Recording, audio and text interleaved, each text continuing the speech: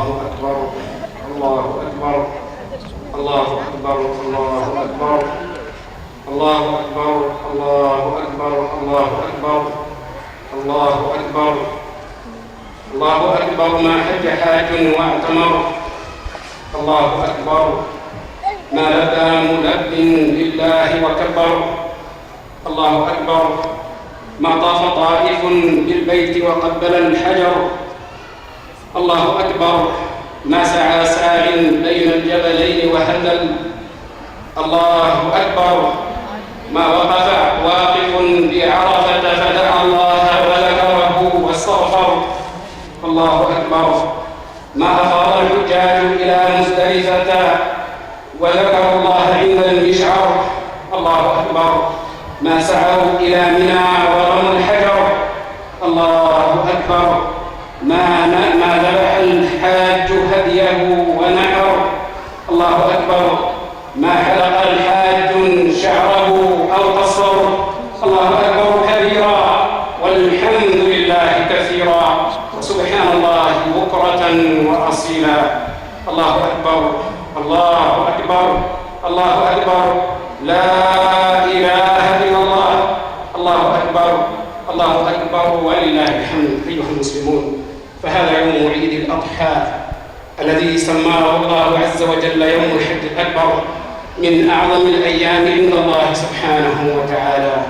أيها المسلمون، وقف نبيكم صلى الله عليه وسلم في مثل يوم الأمس يوم عرفة في حجة اشتهرت بحجة الوداع، في خطبة اشتهرت بخطبة الوداع في حجة الوداع، فوعظ صحابته رضي الله عنهم ووعظ أمته إلى يوم الدين.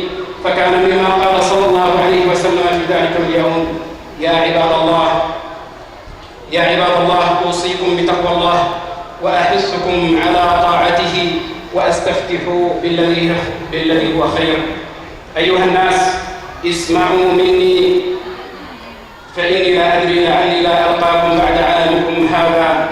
إن دماءكم وأموالكم وأعراضكم حرام عليكم كحرمة يومكم هذا في شهركم هذا في بلدكم هذا. أيها المسلمون، اجتمع حجاج بيت الله عز وجل الحرام 4 ملايين في تلكم الأصأص في ذلكم الصعيد الطاهر، وإن ذلكم ليذكرني بذلك الموقف عندما كان المسلمون مستضعفون في مكة، واليوم وبحمد الله سبحانه وتعالى يدوي الأذان ويهز أرجاء مكة بأشهد أن لا إله إلا الله وأشهد أن محمد رسول الله.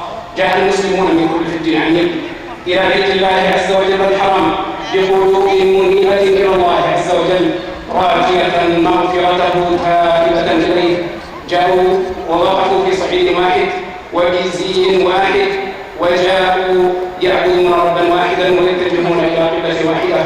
وها نحن اليوم قد خرجنا لصلاة العيد نتجه إلى القبلة إلى الكعبة المشرفة، وخرج المسلمون جميعا من يقعون معنا على خط كل واحد في هذا الوقت، وبعضهم خرج قبل ساعات كثيرة ممن يعيش في شرق الكرة الأرضية في اليابان والصين، وبعضهم سيخرج بعد ذلك ممن يعيش في الغرب في الأمريكتين وفي غيرها.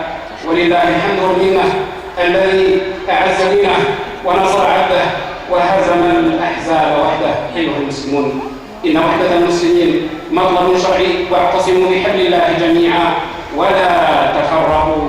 أيها المسلمون، إن ما يحدث في بلاد المسلمين اليوم من سفك الدماء ومناقض لما أمر به النبي صلى الله عليه وسلم في خطبة الوداع: إن دماءكم وأموالكم وأعراضكم حرام عليكم كحرمة يومكم هذا يوم عرفة في شهركم هذا في شهر ذي الحجة في بلدكم هذا بلد الله عز وجل المحرم.